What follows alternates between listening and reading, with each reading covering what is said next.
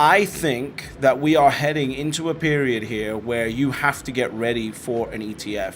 The flood of capital that is about to be unlocked with an ETF approval is something that most people have not factored in. The gold ETF approval resulted in gold going up for 8 years in a row. Bitcoin will do much more than that because of the supply constraints on the asset compared to gold. I firmly believe that there is conversation going on between BlackRock and Gary Gensler. If I was Larry Fink and I see Gary Gensler, and we're sitting down smoking cigars, having dinner, whatever it is, there's definitely going to be some conversation about Gary's next steps.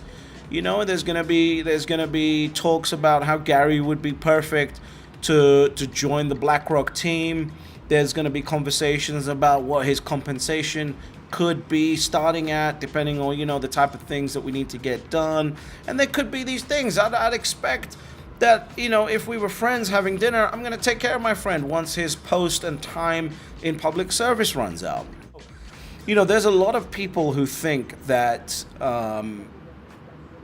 that the ETF is going to come out directly before the halving in April, approximately April. And that just doesn't make sense to me.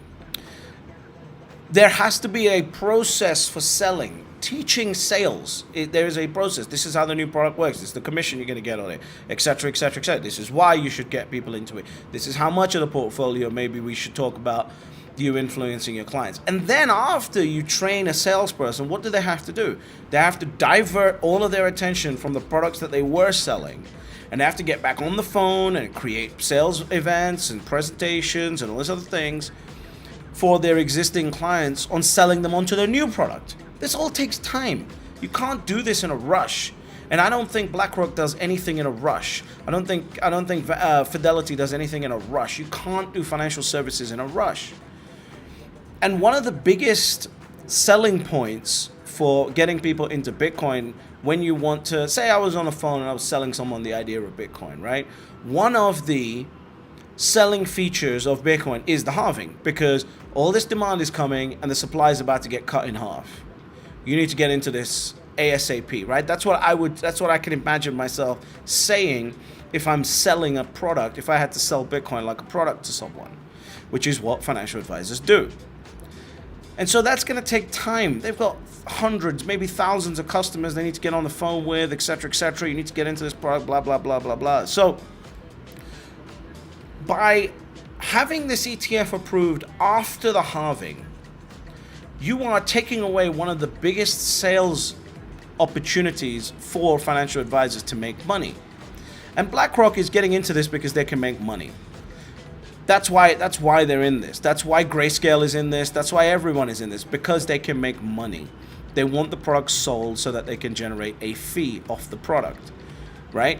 So it makes more sense to me that if there is any amount of, oh, Gary, we're gonna look after you once you finish your public service.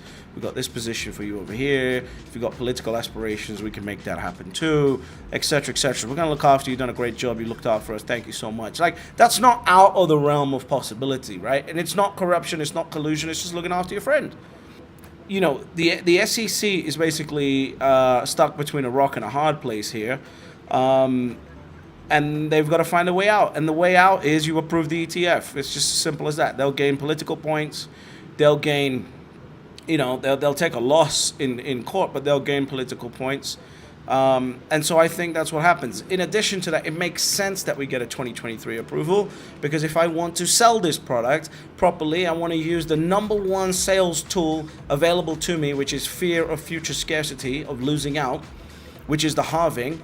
And all my salespeople, 50,000 of them everywhere in the world that manage, I don't know if it's 50,000, but an amount of salespeople, I want them to get on the phone and say the halving is coming. There is no way BlackRock's going to go, oh shit, with a week before the halving, cool, let's just start selling this. No, it's not going to happen. It's BlackRock. It's BlackRock we're talking about. It's not going to happen. So that's what I think is likely to happen. I think the ETF will get approved. James and Eric at Bloomberg Intelligence put the chance at 75% for a 2023 approval. makes complete sense to me. I don't know how they get to 75% and not, 78%, but for the argument, it makes complete sense. There is a 2023 approval of a Bitcoin ETF coming, and how this relates to you is, imagine you've got an opportunity to get to 1 Bitcoin, and if you don't, your progeny will will curse you out for the rest of your life if you've been living in the West and you have not got to 1 Bitcoin, because they can't get any more. It's not like buildings. We can just build some more buildings somewhere else, lower the price, and they can have access to it. They can't. They will not be able to have access to it. Then you've got 50,000 people calling all of their clients with money saying, you need to get into this Bitcoin product that we just launched. And they're incentivized to do it because there's a fee attached to it. So the thing that you need to focus on, if you're watching this video, is, are you at the adequate amount of Bitcoin for your portfolio or not? That's it. You need to get to a minimum of 1 Bitcoin, I believe, and then you need to figure out what's the adequate amount for your portfolio as a percentage. Some of you might be listening to this and you've got $1 million net worth, but it's all tied up in residential real estate, which is what most people is at that level. In that scenario, you need to figure out, okay, how do I generate some liquidity to actually put into Bitcoin to diversify my holdings?